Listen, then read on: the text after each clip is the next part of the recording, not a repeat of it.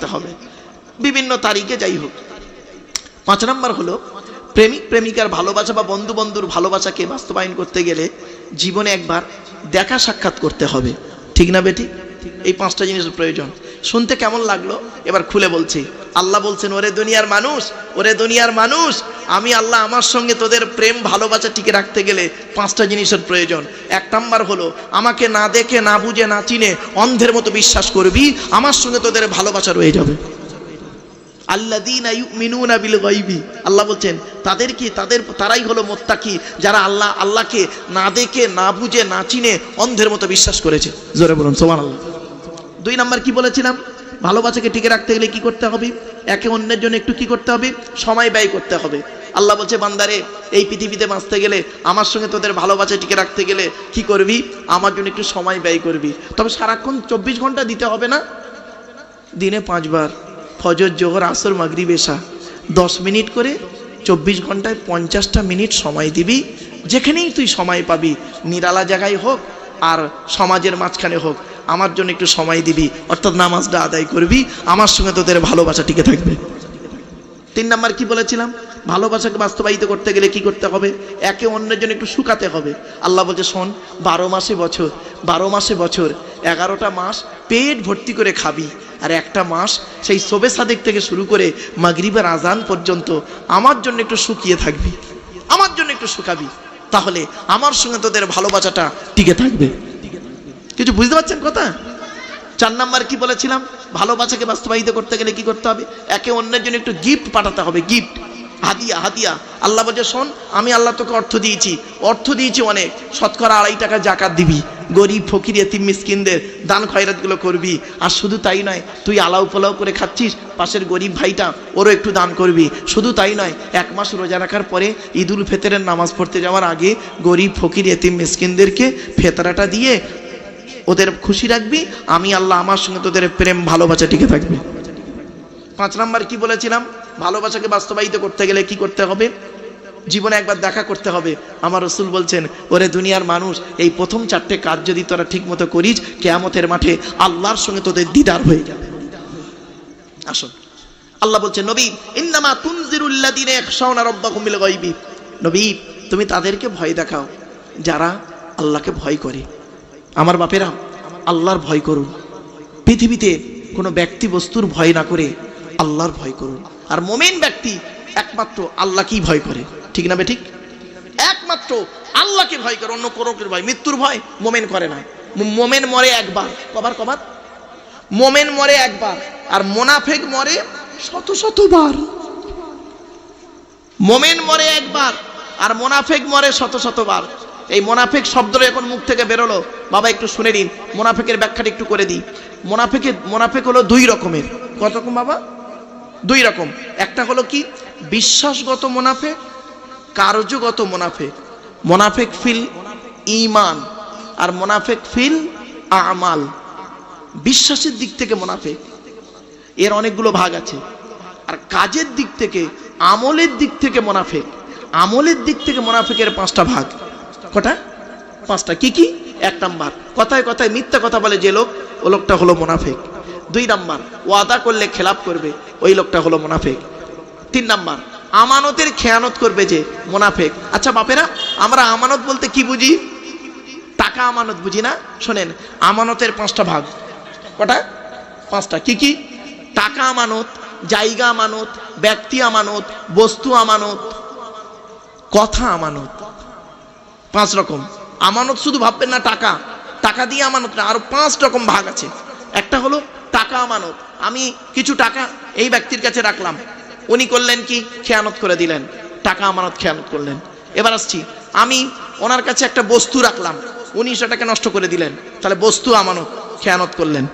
আমি ওনার কাছে কিছু জায়গা, 2 কাঠা জায়গা কি 5 কাঠা জায়গা ওনার কাছে রাখলাম, উনি করলেন কি? নিজের নামে রেকর্ড করে নিলেন, জায়গা আমানতের খেয়ানত করলেন। এবার আসছি ব্যক্তি আমানত, আমার একটা বাচ্চাকে ওনার কাছে রাখলাম, উনি করলেন কি? সুযোগ বুঝে আমার সেই বাচ্চার সঙ্গে অক্রিয় কাজ করে পাপ কাজে লিপ্ত করে দিলেন, তাহলে ব্যক্তি আমানত। আমি একটা কথা ওনাকে বললাম, ভাই এই কথাটা আপনি রাখবেন, দ্বিতীয় কাউকে বলবেন না, আমানতটা রাখবেন। উনি করলেন কি, আমার সঙ্গে একটু তর্ক বিতর্ক ঝগড়া হয়েছে, উনি সেই কথাটাকে, গোপন কথাটাকে নিয়ে অন্যকে বলে দিলেন। কথা আমানত, দেখেছেন বাবা। এবার আসছি, তাহলে 1 নম্বর হলো ওয়াদা করলে খেলাপ করবে, মিথ্যা কথা বলবে, ওয়াদা করলে খেলাপ করবে, আমানতের খেয়ানত করবে। 4 নম্বরটা কি শুনে নিন, ঝগড়ার সময় যারা গালাগালি করে, ঝগড়ার সময় যারা গালাগালি করে তারা হলো মুনাফিক। ঝগড়ার সময় যারা গালাগালি করে, সে যেই শ্রেণীর লোক হতে পারে, পীর সাহেব, মলি সাহেব, মুফতি সাহেব, ইমাম সাহেব, দরবেশ সাহেব, যে সাহেব হতে পারে, ওসব দেখার দরকার নেই। ঝগড়ার সময় যে ব্যক্তি গালিগালাজ করে তারা হলো মুনাফিক। 5 নম্বরটা কি জানেন, খুব মারাত্মক কথা, শাহাদাতু কওলি জুর, যারা মিথ্যা সাক্ষী দেয় তারা হলো মুনাফিক। আমার বাপেরা, খবরদার মিথ্যা সাক্ষী দিতে যাবেন না, মিথ্যা সাক্ষী দেবেন না, কঠিন পাপ হবে আপনার। আপনি হয়তো দুনিয়াতে সাময়িক কিছু মজা পাবেন, কিন্তু জানবেন আপনাকে জাহান্নামের আগুনে জ্বলতে হবে, আর এর বদলা আপনাকে দিতে হবে জীবনে কোনোদিন। কারণ মিথ্যা সাক্ষী দেবেন না, সত্য সাক্ষী যদি দিতে পারেন 100% দেবেন, মিথ্যা সাক্ষী দেবেন না। মুনাফিকের নিদর্শন। আর মুনাফিক থাকবে কোথায়? জাহান্নামের সবথেকে নিকৃষ্ট জায়গা। ইন্নাল মুনাফিকিনা ফিদ দারকিল আসফালি মিনান নার। চলুন, তাই আল্লাহ পাক বললেন কি, নবী তুমি তাদেরকে ভয় দেখাও, আল্লাযীনা ইয়াখশাউনা রাব্বাহুম বিল গায়বি, যারা আল্লাহকে ভয় করে। তাই আমার বাপেরা, আল্লাহকে ভয় করুন, পৃথিবীর কোনো ব্যক্তি বস্তুকে ভয় না করি, চলুন আল্লাহকে ভয় করি। আর কি করবে? ইয়াখশাউনা রাব্বাহুম বিল গায়বি, যারা আল্লাহকে না দেখে না বুঝে কি করেছে, অন্ধের মতো বিশ্বাস করেছে, আল্লাহকে ভয় করেছে। আর শুধু আল্লাহকে ভয় করলে হবে না, সঙ্গে সঙ্গে কি করতে হবে? ওয়া আকামুস সালাত, নামাজ আদায় করতে হবে। জোরে বলুন সুবহানাল্লাহ। আমার বাপেরা, নামাজ কারোর জন্য মাপ নাই, এটা মনে রাখবেন। নামাজ এবং রোজা কারোর জন্য মাপ নাই, তবে বিশেষ ব্যক্তি, বিশেষ কারণ ছাড়া, এটা মাথায় রাখবেন। সামনে রমজান মাস আসছে, রোজার দিকে লক্ষ্য রাখুন। এরপরে আল্লাহ পাক বলছেন, ওমান তাযাক্কা ফাইন্নামা ইয়াতাযাক্কা লিনাফসিহি, যে ব্যক্তি পরিশুদ্ধ করেছে, পবিত্র করেছে, সে তার নফসকেই পবিত্র করেছে। আমার বাপেরা, আমাদের দেহে কি করি বলুন তো? আমরা সাবান দিয়ে ময়লা পরিষ্কার করি, তাই না? কাপড়ে ময়লা লাগলে সাবান দিয়ে পরিষ্কার করি, কিন্তু অন্তরে ময়লা লাগলে অন্তরটাকে কি করে পরিষ্কার করবেন? আল্লাহ নবী বলেছেন, লিকুল্লি শাইইন সাকালাতুন ওয়া সাকালাতুল কুলুবি যিকরিল্লাহ। রাসূল বললেন, পৃথিবীর প্রত্যেকটা বস্তু যদি খারাপ হয়ে যায়, তার সারাবার রাস্তা আছে। মানুষের অন্তর যখন খারাপ হয়ে যায়, মানুষের অন্তর কিভাবে খারাপ হয়? সুদ, ঘুষ, ব্যভিচার, নারী নির্যাতন, পাপ কাজ করে করে, হারাম খাবার খেয়ে খেয়ে, হারাম খাবার খেয়ে খেয়ে, পাপ কাজ করে করে অন্তরটা কি করে? ময়লা পড়ে যায়, ময়লা পড়ে যায়। এই অন্তরটাকে পরিষ্কার করার জন্য একটাই রাস্তা, আল্লাহর ভয়, আল্লাহর জিকির, আল্লাহর স্মরণ, আল্লাহর ইবাদত। জোরে বলুন সুবহানাল্লাহ। আল্লাহ রাসূল বলছেন, আলা ইন্না ফিল জাসাদি মুদগাতান ইদা সালুহাত সালুহাল জাসাদু কুল্লুহু ওয়া ইদা ফাসাদাত ফাসাদাল জাসাদু কুল্লুহু আলা ওয়া হিয়াল কলব। মানব দেহের মধ্যে একটা মাংসপিণ্ড আছে, ওই মাংসপিণ্ড যখন ভালো থাকে, সারা শরীরটা তখন ভালো থাকে। আর ওই মাংসপিণ্ড যখন খারাপ হয়ে যায়, সারা শরীরটা তখন খারাপ হয়ে যায়। ওই মাংসপিণ্ডটার নাম হলো অন্তর। অন্তর, কলব, অন্তর। বাবা, অন্তরটা পরিষ্কার করুন। অন্তরে জিলিপির প্যাচ রেখে বাইরে ধর্ম করছেন, হ্যাঁ? আপনি অন্তরে জিলিপির প্যাচ রেখে বাইরে নামাজ করছেন, রোজা করছেন, আর ইবাদত করছেন, হ্যাঁ? আপনি কি জানেন কিয়ামতের মাঠে 2 ধরনের প্রশ্ন হবে? কয় ধরন? 2 ধরনের প্রশ্ন হবে। আজকে শুনে যান বাপেরা, কিয়ামতের মাঠে 2 ধরনের প্রশ্ন হবে। 1 নম্বরটা কি? 1 নম্বর হলো আল্লাহর তরফ থেকে প্রশ্ন। আল্লাহর তরফের প্রশ্ন কি? আল্লাহ বলবেন, এই তুই আমার উপরে 100% বিশ্বাস করেছিলিস, ঈমান এনেছিলিস? তো তখন বান্দা কি বলবে? আল্লাহ, 100% তো ঈমান এনেছিলাম, কিন্তু কখনো কখনো 50% হয়ে গেছে। যাই হোক। রোজা রেখেছিলিস? আল্লাহ, 40 বছর বয়স পর্যন্ত ঠিক মতো রাখিনি, বুড়ো বয়সে রেখেছিলাম। নামাজ পড়েছিলিস? আল্লাহ, 40 বছর বয়স পর্যন্ত ঈদ বকরা ঈদটাই পড়েছিলাম, আর মাঝে মাঝে জুম্মাটা পড়তে যেতাম, তবে বুড়ো বয়সে একটাও ফাঁক দিই না। ও, জাকাত দিয়েছিলিস? হ্যাঁ, গরিবদের দান করতাম। 4 লক্ষ টাকা জাকাত হয়েছিল, 50,000 টাকার কিছু শাড়ি কিনে গরিবদের দান করে দিচ্ছে। কিছু বুঝতে পারলেন না কথাটা? না, ক লক্ষ টাকা জাকাত হয়েছে? 4 লক্ষ টাকা জাকাত হয়েছে, 50,000 টাকা শাড়ি এনে দিয়েছে। লোক মনে করলো জাকাত পাপ। খবরদার না, চলেন। তো আল্লাহ ইচ্ছা করলে, মাফ করলে করতে পারেন, ঠিক আছে। কিন্তু আমরা ধরা পড়বো কিয়ামতের মাঠে কোন প্রশ্ন জানেন? বান্দার তরফের প্রশ্ন, বান্দার তরফের প্রশ্ন ধরা পড়ে যাব বাপ। আল্লাহ বলবেন এদিকে আয়, পৃথিবীতে স্বামী হিসাবে কতটা পারফেক্ট ছিলিস বল। স্বামী হিসাবে স্ত্রীর হক আদায় করেছিলিস? তোর স্ত্রীকে পর্দার মধ্যে রাখার কথা ছিল, বেপর্দায় নিয়ে ঘুরিয়েছিলিস, মনে আছে? একজন মেয়ে ছেলে জাহান্নামায় যাবে, 4 জন পুরুষকে জাহান্নামায় ঢুকাবে, তারপর ওই মেয়েটি জাহান্নামায় ঢুকবে। কে কে? তার বাপ, তার বড় ভাই বা দাদা, তার স্বামী, তার পেটের ছেলে। আমার বাবাজিদের আজ বলে যাচ্ছে, হাতে ধরে বলে যাচ্ছি বাপ, খুব দুঃখের সহিত বলে যাচ্ছি। আজকের বাড়ি যাবেন, বাড়িতে গিয়ে আপনাদের বাড়িতে 4 শ্রেণীর মেয়ে ছেলে আছে। আমাদের বাড়িতে ক শ্রেণীর মেয়ে ছেলে আছে বাবা? 4 শ্রেণীর। কে কে? আপনার মা, বোন, মেয়ে আর বউ, এই 4 শ্রেণীর মহিলা। এরা জান্নাতি না জাহান্নামী কি করে বুঝবেন? আজকে শুনে যান। আল্লাহ রসুলকে জিজ্ঞাসা করা হলো, ইয়া রসুল আল্লাহ, জান্নাতি মহিলার পরিচয়টা কি একটু বলুন, আর জাহান্নামী নারীর পরিচয়টা কি বলুন। আল্লাহ নবী বললেন, যে নারীর মধ্যে, যে সমস্ত নারীদের মধ্যে এই অভ্যাসগুলো থাকবে, ওই নারী যত নামাজ পড়ুক, যত রোজা রাখুক, ওই নারী জাহান্নামী। কি কি? আজকে শুনে যান।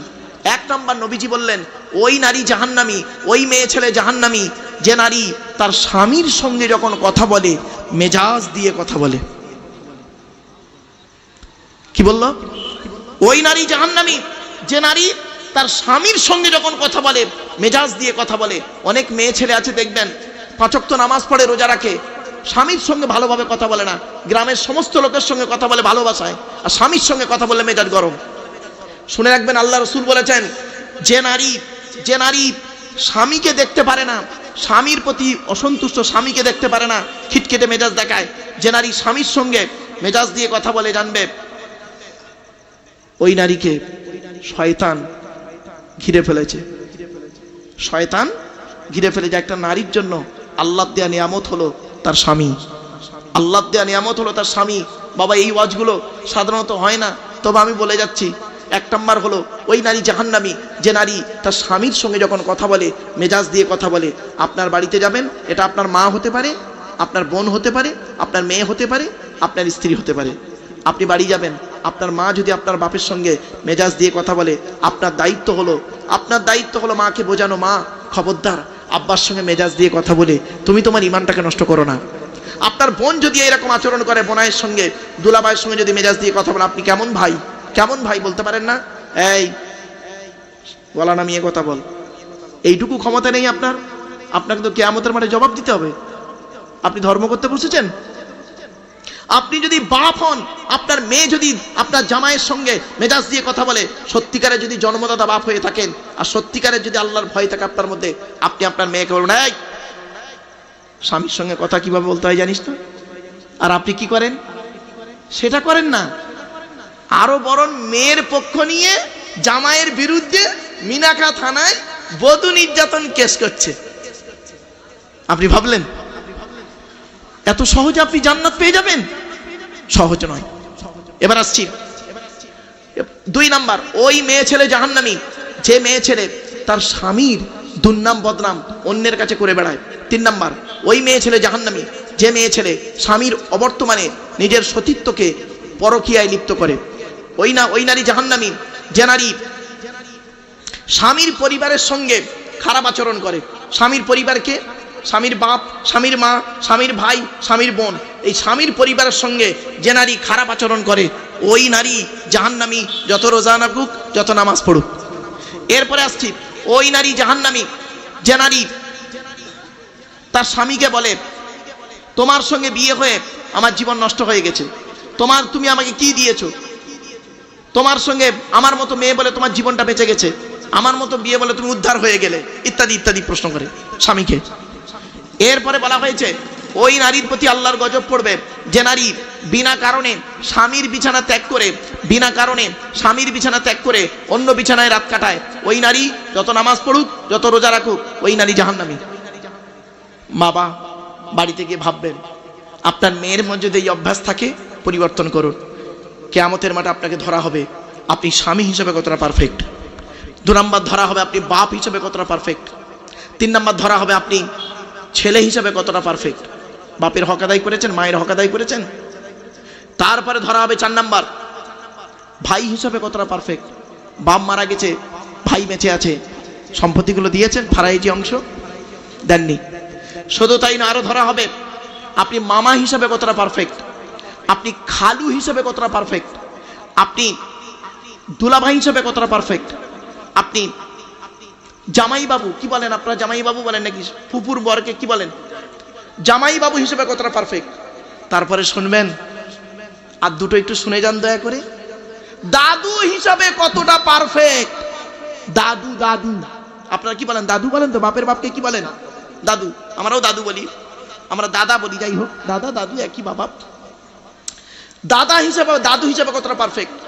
অনেক দাদু আছে দেখবেন, বাপের 4টে ছেলে, বড় ছেলেটার ছেলেকে অত দেখে না, মেজর ছেলেটা একটু পয়সা টয়সা দেয় তো, তাকে একটু লজেন কিনে দেয়, খাবার খাওয়ায়।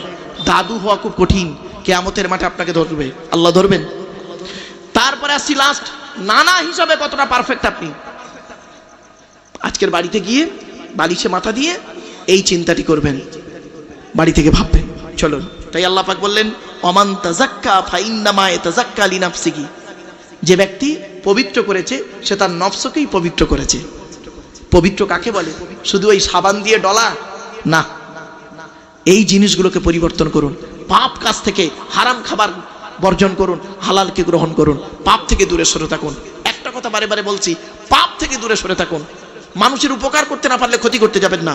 এরপর আল্লাহ পাক বলছেন, আল্লাহর কাছে ফিরে যেতে হবে, ওয়াইলাইহিল মাসির, ফিরে যেতে হবে, ওয়াইলাল্লাহিল মাসির।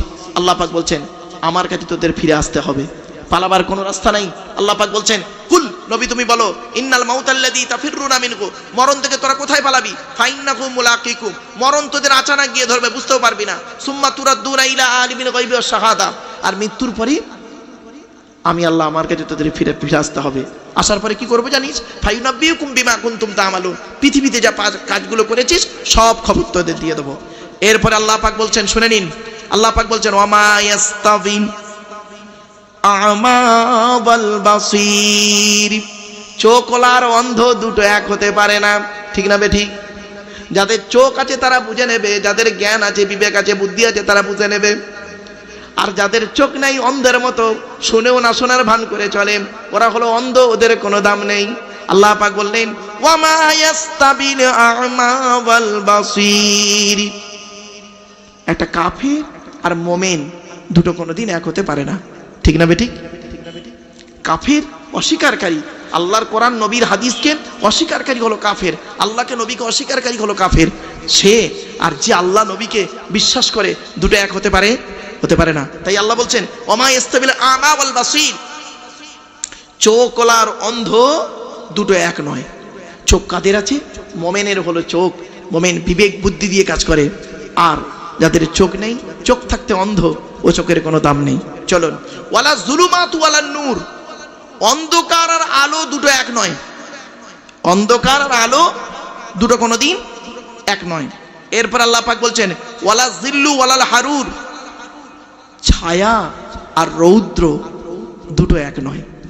তারপর আল্লাহ পাক কি বলছেন, ওয়ামা ইয়াস্তাবিল আহিয়া ওয়ালাল আমওয়াত, মৃত আর জীবিত দুটো এক নয়। কতগুলো উদাহরণ দিল দেখুন। 1 নম্বর উদাহরণ দিল, চোখওয়ালা আর অন্ধ এক নয়। আর একটা উদাহরণ দিচ্ছে আল্লাহ পাক, আলো আর অন্ধকার এক নয়। আর একটা উদাহরণ দিচ্ছে আল্লাহ পাক, কি, রৌদ্র আর ছায়া দুটো এক নয়। আর একটা উদাহরণ দিচ্ছে আল্লাহ, বলছেন, ওমা ইস্তাবিল আহিয়া ওয়ালাল আমওয়াত, জীবিত আর মৃত এক নয়। ভাবতে পেরেছেন? এই জীবিত আর মৃত সম্পর্কে ছোট্ট একটা কথা বলে দিচ্ছি, শুনে নিন, রাগ করবেন না কেউ। আল্লাহ রাসূল বলছেন, মাসালুল লাযী ইয়াযকুরু রাব্বাহু ওয়াল্লাযী লা ইয়াযকুরু রাব্বাহু মাসালুল হাইয়্যি ওয়াল মাইয়্যিত। আল্লাহ রাসূল বলেছেন, যে ব্যক্তি আল্লাহর জিকির করে, আল্লাহর আরাধনা উপাসনা করে, আল্লাহকে বিশ্বাস করে, সে হলো যে সেই ব্যক্তি। আর যে ব্যক্তি আল্লাহর আরাধনা উপাসনা করে না, ওই ব্যক্তি দুটো এক হতে পারে, দুটো এক নয়। যে আল্লাহর জিকির আরাধনা উপাসনা বিশ্বাস করলো, ও হলো জীবিত ব্যক্তি। আর যে ব্যক্তি আল্লাহর আরাধনা উপাসনা করলো না, ও হলো মৃত ব্যক্তি। তাই আল্লাহ পাক বললেন, ওমা ইস্তাবিল আহিয়া ওয়ালাল আমওয়াত, আল্লাহ পাক বলছেন, চোখ জীবিত আর মৃত ব্যক্তি এক নয়। এরপর আল্লাহ পাক বলছেন ইন্নাল্লাহ ইসমু মান ইয়াশা, নিশ্চয়ই আল্লাহ যাকে চায় তাকে শোনায়। ওমা আনতা বিমুসমিম মান ফিল কুবুর, হে নবী আপনি শোনাতে পারবেন না যে কবরে শায়িত আছে, কবরে যে ব্যক্তি শুয়ে আছে তাকে আপনি শোনাতে পারবেন না যতক্ষণ না আমি আল্লাহ আপনাকে অনুমতিটা দিই। এখান থেকে অনেক দীর্ঘ আলোচনা, এটা আমি এই দীর্ঘ আলোচনায় গেলাম না। আল্লাহ পাক বলছেন ইন্নাল্লাহ ইসমু মান ইয়াশা, আর নিশ্চয়ই আল্লাহ যাকে খুশি তাকে শোনান, যাকে খুশি তাকে শোনান। ওমা আনতা বিমুসমিম মান ফিল কুবুর, নবী আপনি শোনাতে পারবেন না যে কবরস্থ হয়ে আছে।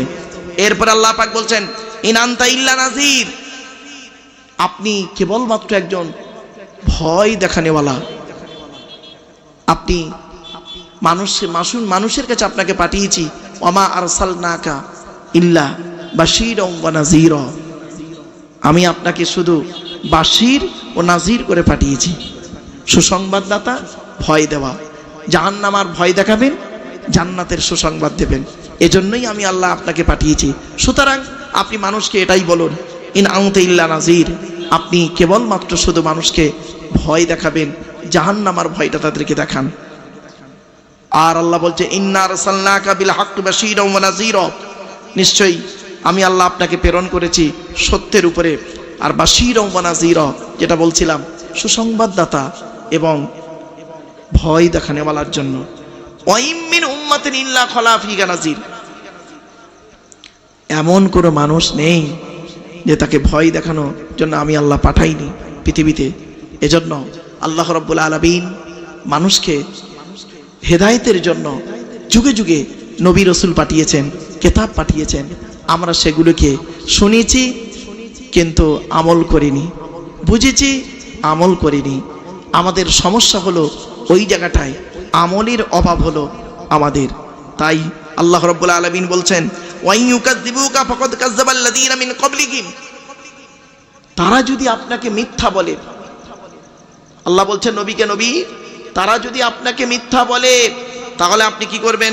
ফাকাদ কাযযাবাল্লাযীনা মিন ক্বাবলিহিম, জানবেন ওদের পূর্ববর্তীরাও মিথ্যা কথা বলেছিল। জাআতুহুম রাসূলুহুম বিল বায়্যিনাত, তাদের কাছে এসেছিল আল্লাহর তরফ থেকে, তাদের কাছে এসেছিল রসুল আল্লাহর তরফ থেকে এবং দলিল নিয়ে এসেছিল। প্রত্যেকটা নবী রসুল তারা এসেছেন দলিল নিয়ে, যাকে আল্লাহ পাক যে কিতাব দিয়ে পাঠিয়েছেন সেই কিতাব নিয়ে তারা এসে বলেছিল একটাই কথা, ইন্নী লাকুম রাসূলুন আমিন, আমি হলাম সত্যবাদী রসুল। ফাত্তাকুল্লাহা ওয়া আতিউন, তোমরা আল্লাহকে ভয় করো, আমাকে অনুসরণ করো। প্রত্যেকটা নবী রসুল বলেছেন ইন্নী লাকুম রাসূলুন আমিন, আমি হলাম সত্যবাদী রসুল। মানুষদের কাছে এসে বলেছেন ইন্নী লাকুম রাসূলুন আমিন, আমি হলাম সত্যবাদী রসুল। ফাত্তাকুল্লাহা ওয়া আতিউন, তোমরা আমাকে ভয় করো, মানে আল্লাহকে ভয় করো, আমাকে অনুসরণ করো। কিন্তু দুঃখের বিষয় তারা আল্লাহকেও ভয় করেনি আর রসুলদেরকে অনুসরণ করেনি, নবীদেরকে অনুসরণ করেনি, বরং উল্টে নবীদের সঙ্গে খারাপ আচরণ করে কাউকে মেরে দিয়েছে, কারোর প্রতি অত্যাচার করেছে, বিভিন্ন দিকের অত্যাচার করেছে। সেই জন্য আল্লাহ রাব্বুল আলামিন করেছেন কি, তাদের উপরে আল্লাহর তরফ থেকে গজব এসে গেছে, আর আসবে, চিন্তার কোনো কারণ নেই। তাই আল্লাহ পাক বললেন তাদের কাছে অবিজুবুরি অবিল কিতাবিল মুনির, ছোট ছোট সহিফা এসেছে আর প্রকাশ্য কিতাব এসেছে। এই জুবুর শব্দটা এসেছে, জুবুর শব্দের অর্থ হলো ছোট ছোট কিতাব, ছোট ছোট সহিফা, আর কিতাবুল মুনির হচ্ছে প্রকাশ্য দীপ্তময় কিতাব তাদের কাছে এসেছে। আল্লাহ পাক বলছেন সুম্মা কসদুল্লাযীনা কাফারু ফাকাইফা কানা নাকির, আমি আল্লাহ ধরেছি তাদেরকে যারা কুফরি করেছে, আমার কিতাবকে অস্বীকার করেছে, তাদের অবস্থা কেমন ছিল নবী একবার লক্ষ্য করে দেখুন। এরপরে আল্লাহ পাক বলছেন বান্দা লক্ষ্য করো, আলাম তারা আন্নাল্লাহা আনজালা মিনাস সামাই মাআন, হে পৃথিবীর, একটা রুকু শেষ করলাম, এরপরে পরের রুকু হচ্ছে আল্লাহ রাব্বুল আলামিন বলছেন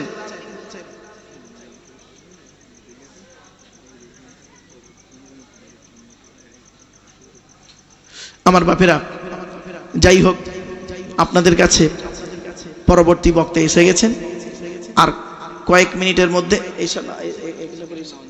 আচ্ছা এশার আজান হবে, এই পর্যন্ত থাক। এশার আজান হবে, এশার আজানের পরে নামাজ হবে, নামাজের পরে আপনাদের পরবর্তী বক্তা আছেন মনিরুজ্জামান সাহেব এসে গেছেন, আলহামদুলিল্লাহ, তার জ্ঞান গর্ব বক্তব্য আপনারা শুনবেন। আর কয়েক কটা কথা আমি আপনাদের বলছি, গুরুত্বপূর্ণ কথা, এগুলো একটু মূল্যায়ন করুন। বিশ্বনবী মুহাম্মদ সাল্লাল্লাহু আলাইহি সাল্লাম তার সাহাবীদেরকে যে শিক্ষা দিয়ে গেছেন, সেই শিক্ষা আমাদের নেওয়া উচিত। সাহাবীরা যেভাবে জীবনযাপন করেছেন সেইভাবে আমাদের চলা উচিত।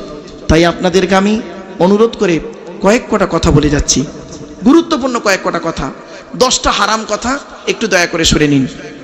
যে 10টা হারাম কথা, যে 10টা হারাম জিনিস হযরতে আদম আলাইহিস সালামের উপরে নাজিল হয়েছিল এবং আখিরি নবী মুহাম্মদ সাল্লাল্লাহু আলাইহি সাল্লামের উপরে নাজিল হয়েছে। কি কি সেই 10টা হারাম কি কি? 1 নাম্বার, আপনারা আজকের জলসা শেষ করে বাড়ি যাবেন, এই 10টা হারামকে ফলো করবেন, এই 10টা হারাম থেকে দূরে সরে থাকবেন। 1 নাম্বার, সূরা আনামের 151 নম্বর আয়াত, 152 নম্বর আয়াত, 153 নম্বর আয়াত। আল্লাহ পাক বলছেন, কুল, নবী তুমি বলো, তাআলাউ আতলু মা হাররামা রাব্বুকুম আলাইকুম আল্লাহ তুশরিকু বিহি শাইয়া। 1 নম্বর হারাম কি জানেন?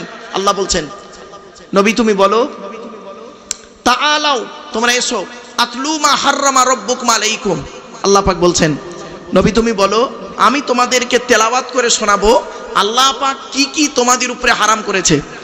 1 নম্বর হারাম কি জানেন? শুনে নিন, আল্লাহ তুশরিকু বিহি শাইয়া, আল্লাহর সঙ্গে শিরিক করা হারাম।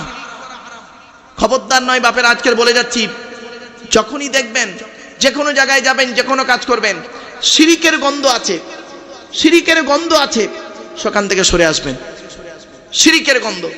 দু একটা বলি আপনাদের, আমরা চলার সময়, চলার জীবনে অনেক সময় কসম খাই, কসম খাই না? কসম খাই তো। অনেকে দেখবেন কসম করতে করতে আল্লাহর কসম বলেন, আর আল্লাহর কসমই সঠিক। আল্লাহ ছাড়া অন্যের নামে যদি কেউ কসম করে, আল্লাহ রাসূল বলেছেন, মান হালাফা বিগাইরিল্লাহি ফাকাদ আশরাকা। আল্লাহ রাসূল বলেছেন, যে ব্যক্তি আল্লাহ ছাড়া অন্যের নামে কসম করবে ও মুশরিক হয়ে যাবে। খবরদার, পীরের কসম, মাজারের কসম, ভাইয়ের কসম, মায়ের কসম, ছেলের কসম, ভালোবাসার কসম, মালের কসম, কোনো কসম চলবে না। কসম যখন করবেন আল্লাহর কসম করবেন, এটা মাথায় থাকবে। আর কসম করে যদি ভেঙে ফেলেন, কসমের কাফারা আপনাকে দিতে হবে। কসমের কাফারা কি? 10টা ফকির খাওয়াতে হবে, অথবা 10টা ফকিরকে কাপড় দান করতে হবে, অথবা একটা গোলাম আজাদ করতে হবে, অথবা 3টে রোজা রাখতে হবে। কসম করলে হবে না বাপ, কসম করে ভেঙে ফেললে কিন্তু বিপদ। চলো, তো 1 নাম্বার হলো শিরিক থেকে দূরে সরে থাকবেন। শিরিক খুব কঠিন পাপ কাজ। আল্লাহ পাক সকলের গুনাহ মাফ করলে করতে পারেন। ইন্নাল্লাহা লা ইয়াগফিরু আন ইউশরাকা বিহি। আল্লাহ পাক বলছেন, ওয়া ইয়াগফিরু মা দুনা যালিকা লিমান ইয়াশা। আল্লাহ পাক শিরককারীর গুনাহ মাফ করবে না। অন্য গুনাহ মাফ করলে করতে পারেন, কিন্তু শিরককারীর গুনাহ মাফ করবে না। বাপেরা, বারে বারে বলছি, শিরিক থেকে দূরে সরে থাকুন। 1 নাম্বার। 2 নাম্বার হারাম কাজ কি? ওয়াবিল ওয়ালিদাইনি ইহসানা। পিতামাতার অবাধ্য হবেন না। পিতামাতার অবাধ্য হওয়া, পিতামাতার গালিগালাজ করা, পিতামাতার অত্যাচার করা হলো হারাম, হারাম, হারাম। তাই আল্লাহ পাক বললেন, ওয়াবিল ওয়ালিদাইনি ইহসানা। আর আপনাদেরকে বলে যাচ্ছে, এই আয়াতের তাফসীর থেকে বহু আয়াত বেরিয়ে আসবে। আল্লাহ পাক বলেছেন, ইয়াসআলুনাকা মাযা ইউনফিকুন কুল মা আনফাকতুম মিন খায়রিন ফালিল ওয়ালিদাইনি ওয়াল আকরাবিন। আল্লাহ পাক বললেন, নবী তোমাকে ওরা প্রশ্ন করছে টাকা পয়সা কোথায় ব্যয় করলে আল্লাহ খুশি হবে। নবী তুমি বলে দাও, কুল মা আনফাকতুম মিন খায়রিন ফালিল ওয়ালিদাইনি ওয়াল আকরাবিন। নবী তুমি বলে দাও, টাকা পয়সা সর্বপ্রথম তোমাদের বুড়ো বুড়ি বাম্মার পিছনে ব্যয় করবে, আল্লাহ খুশি হয়ে যাবে। জোরে বলুন সুবহানাল্লাহ। একটা কথা আপনাদের বলি, আপনারা যখন ঈদের সময়, সামনে ঈদ আসছে, ঈদের সময় মায়ের জন্য শাড়ি কেনেন, মায়ের শাড়ি কিনেছেন 1000 টাকা, আর শাশুড়ির শাড়িটা কিনলেন 3000 টাকা। আপনার স্ত্রী যদি আল্লাহওয়ালা হয়ে থাকে, সত্যিকারের জান্নাতি নারী হয়ে থাকে, সে আপনাকে এই কথাটাই বলবে যে আমার মায়ের শাড়িটা, তোমার মায়ের শাড়িটা নিলে 1000 টাকা, আর আমার মায়ের শাড়িটা নিয়ে 3000 টাকা। তো এইটা উঁচু নিচু না করে তুমি তো এক কাজ করতে পারতে, দুটো মিলে তো 4000 টাকা হয়, তো 2000 টাকা করে দুটো শাড়ি নিতে পারতে, একই শাড়ি নিতে পারতে, একই কোম্পানির দুটো শাড়ি, কালারটা আলাদা করতে পারতে। এরকম কোনো বৌমা বলেছে বলে মনে হয় না, তাই না? হ্যাঁ। আরো বৌমারা কি বলে জানেন? বৌমারা বলে, আমার মা না এর থেকে আরো ফাইন শাড়ি পরে। কি ফাইন পরে জানি, বলে লাভ নেই। সারা জীবন মোটা খদ্দর পরে আর জামাইয়ের পাল্লায় পরে একদম ভালো শাড়ি পরছে। খবরদার নয় বাপ। বাস্তবটাই বললাম। কথাটা হয়তো শুনতে হাসি লাগলো, কিন্তু না। এজন্য পিতামাতার সেবা যত্ন করবেন। ছোট্ট একটা উদাহরণ দিচ্ছি। শ্বশুর কোনোদিন বাপ হতে পারে না, শ্বশুর কোনোদিন বাপ হতে পারে না, শাশুড়ি কোনোদিন মা হতে পারে না। শুনে রেখে দিন, শ্বশুর তোমার বাপ হয়েছে 20 বছর পরে তার মেয়ে দেওয়ার কারণে, আর তোমার বাপ হয়েছে যেদিন তুমি মায়ের পেটে এসেছিলে সেই দিন থেকে। তোমার মা হয়েছে যেদিন তুমি মায়ের পেটে এসেছিলে সেই দিন থেকে। মনে রাখবেন, সন্তান যখন মায়ের পেটের ভিতরে লাথি মারে, মা তখন আনন্দে হেসে ফেলে। আর ওই সন্তান যখন পৃথিবীর মুখ দেখে কারোর কথা শুনে মার গায়ে লাথি মারে, মায়ের চোখ ফেটে পানি পড়ে। দুটোই লাথি, একটা ছিল পেটের ভেতরে লাথি, একটা হলো পেটের বাইরে লাথি। খবরদার, বাম্মাকে কোনোদিন কাঁদাবেন না। ইন্নাল জান্নাতা তাহতা আকদামিল উম্মাহাত। রাসূল বললেন, চায়ের ছেলে মেয়েরা, তোমাদের জান্নাত হলো তোমাদের বাপ আর মায়ের পায়ের তলায়। জোরে বলুন সুবহানাল্লাহ। তাহলে 2 নম্বর হারাম, পিতামাতার সঙ্গে খারাপ আচরণ করা হারাম। 3 নম্বর হারামটা কি জানেন? খুব ইম্পর্টেন্ট। লা তাকতুলু আওলাদাকুম মিন ইমলাক। আল্লাহ বলছেন, তোমরা তোমাদের সন্তানদেরকে দারিদ্রতার কারণে হত্যা করো না। অনেক ব্যক্তি আছে সন্তান নেবে না বলে ট্যাবলেট খাইয়ে বা বিভিন্ন কারণে সন্তানদের পেটে এসে গেছে, ব্যাস 499 টাকা দামের ট্যাবলেট খাইয়ে বাচ্চা মেরে দিল। হারাম, খবরদার নয়, কঠিন হারাম। সন্তান হত্যা করবেন না। যে এসেছে আলহামদুলিল্লাহ, সে তার রেজেক নিয়ে আল্লাহ পাক তাকে পাঠিয়েছে। আপনি তার অত চিন্তা টেনশন করেন কেন? আপনি তো এই বিশ্বাসটাই তো আল্লাহ, আপনার ভরসাটা তো আল্লাহর উপরে নেই। সুতরাং যে সন্তান এসেছে তাকে কোনোদিন দারিদ্রতার কারণে মেরে দেবেন না। আল্লাহ পাক বলছেন, ওয়াইজাল মাউউদাতু সুইলাত বিআইয়ি যামবিন কুতিলাত। ওই সমস্ত মৃত সন্তানদেরকে আমি আল্লাহ কিয়ামতের মাঠে জীবিত করে জিজ্ঞাসা করব, বিআইয়ি যামবিন কুতিলাত, কোন অন্যায়ের কারণে তোমাদের পিতামাতা তোমাদের হত্যা করেছিল। খবরদার নয়, সন্তান হত্যা করেছেন যারা, বিয়ের আগে তো সন্তান হত্যা অনেকে করেছেন। এই ভ্যালেন্টাইন্স ডে কালকের গেছে, কটা যে পাপ কাজ হয়েছে একমাত্র আল্লাহ ভালো জানে। তবে আল্লাহ পাকের রহমত হয়েছে, এই বছরে 2025 সালে ভ্যালেন্টাইন্স ডেটা ছিল শবে বরাতের রাত। সুতরাং মাইনাস+ মতো হয়ে গেছে, তাই না? মাইনাস+। তো যাই হোক, আমার মাধ্যমিক পরীক্ষা ছিল, আলেম ফাজের আমার মাধ্যমিক, এই জন্য মোটামুটি পাপের দিকে ছেলেমেয়ের একটু কমেই গেছে, এটা আমার ধারণা। চলুন, তো 3 নম্বর হারাম কাজটা কি? সন্তান হত্যা করা হলো হারাম। যে কোনো কারণে সন্তান হত্যা থেকে দূরে সরে থাকবেন। 4 নম্বর হারাম কাজ কি? আল্লাহ পাক বললেন, লা তাকরাবুল ফাওয়াহিশা মা যাগারা মিনহা ওয়া মা বাতান। প্রকাশ্য পাপ কাজে ধারে বাড়ে যেও না। আচ্ছা, প্রকাশ্য পাপ কাজগুলো কি আপনারা জানেন? সুদ খাওয়া, মদ খাওয়া ইত্যাদি। আর গোপনে পাপ কাজগুলো কি এটাও আপনারা জানেন। আপনি কি পাপ করেছেন আপনিই জানেন। এখানে যে বসে আছেন, মনে রাখবেন, এর যে কতগুলো মূল্য, কত বড় মূল্য আপনি নিজেই বুঝতে পারছেন না। আল্লাহ রাসূল বলেছেন, এই যে চেয়ে বসে আছেন সন্ধ্যে এই রাত 9টার সময়, আল্লাহ রাসূল বলছেন 3 ব্যক্তির চোখ জাহান্নামের আগুনে হারাম। 1 নম্বর হলো আইনুন বাকাত মিন খসিয়াতিল্লাহ, যে চোখটা নিজের পাপের কথা খেয়াল করে পানি ঝরায়, ওই চোখটা জাহান্নামের আগুনে হারাম। জোরে বলুন সুবহানাল্লাহ। 2 নম্বর আইনুন সাহারাত ফি সাবিলিল্লাহ, যে চোখটা রাত্রি জেগে জেগে আল্লাহর ইবাদতে রাতটা কাটিয়ে দেয়, ওই চোখটা জাহান্নামের আগুনে হারাম। 3 নম্বর আইনুন গদ্দাতাম মাহারিমিল্লাহ, ওই চোখটা, যে চোখটা হারাম কাজ থেকে ফিরিয়ে আনে। বাবাজিদের বলে যাচ্ছি, মুরব্বীদের বলে যাচ্ছি, এবং যুবকদের বলে যাচ্ছি, মা বোনদের বলছি, হারাম কাজ থেকে চোখটাকে ফিরিয়ে আনুন। তাই আল্লাহ পাক বললেন, লা তাকরাবুল ফাওয়াহিশা মা যাগারা মিনহা ওয়া মা বাতান। প্রকাশ্য পাপ কাজ করা তো দূরের কথা, পাপ কাজের ধারে বাড়ে যেও না। 5 নম্বর হারামটা কি? লা তাকতুলুন নাফসাল্লাতী হারামাল্লাহু ইল্লা বিল হক্কি। আল্লাহ পাক বলছেন, অন্যায়ভাবে মানুষ হত্যা করা চলবে না, হারাম। অন্যায়ভাবে মানুষ হত্যা করা হারাম। আল্লাহ পাক বলেছেন, মান কতালা নাফসাম বিগাইরি নাফসিন আও ফাসাদিন ফিল আরদি ফাকান্নামা কতালান নাস জামিয়া ওয়া মান আহইয়াহা ফাকান্নামা আহইয়ান নাস জামিয়া। আল্লাহ পাক বলেছেন, যে ব্যক্তি অন্যায়ভাবে কোনো মানুষকে হত্যা করে, সে যেন সমগ্র মানব জাতিকে হত্যা করলো। আর যে ব্যক্তি হকের উপরে একটা মানুষের জীবন বাঁচালো, সে যেন সমগ্র মানব জাতির জীবন বাঁচালো। জোরে বলুন, ভাবতে পেরেছেন? এরপর আসছি 6 নম্বর হারামটা কি? লা তাকরাবু মালাল ইয়াতীমি ইল্লা বিল্লাতী হিয়া আহসান। আল্লাহ পাক বলছেন, হাত্তা ইয়াবলুগা আশুদ্দাহ। আল্লাহ বলছেন, খবরদার কখনোই এতিমের মালের ধারে বাড়ে যাবেন না, এতিমের মাল খাবেন না, এতিমের নামে চাঁদা তুলে নিয়ে খেয়ে নেবেন না। কত ব্যক্তি আছে এতিম বাচ্চাদের নামে মাদ্রাসা মসজিদের নামে চাঁদা তুলে নিজের গাড়ি বাড়ি বিল্ডিং করে নেয়। খবরদার নয় বাপ, এটা হারাম কাজ। আল্লাহ বলছেন লা তাকরাবু মালাল ইয়াতীমি ইল্লা বিল্লাতি হিয়া আহসান হাত্তা ইয়াবলুগা আশুদ্দা। এতিম যতক্ষণ না সে প্রাপ্তবয়স্ক হচ্ছে তার অনুমতি ছাড়া তার হক খাওয়াটা হলো হারাম। এতিমের মাল ভক্ষণ করবেন না। অনেক মানুষকে দেখা যায় যে বাপ মারা গেছে, চাচা বেঁচে আছে, সন্তানদের টাকার জায়গা জমিগুলো নিজের নামে রেকর্ড করে নিয়ে বসে আছে। খবরদার, এটা করবেন না। 6 নম্বর হারাম। 7 নম্বর হারামটা কি? আউফুল কাইলা ওয়াল মিজানা বিল কিসতি লা নুকাল্লিফু নাফসান ইল্লা উসআহা। আল্লাহ পাক বলছেন ওজনে কোনোদিন কম দেবেন না। মা আব্বা ওজন করতে গিয়ে কম দেবেন না। অনেক দোকানদার আছে তারা মানুষকে ঠকায়, ঠকাতে গিয়ে কি করে সে মনে করে আমি মানুষকে ঠকিয়েছি, লাভবান হয়েছি।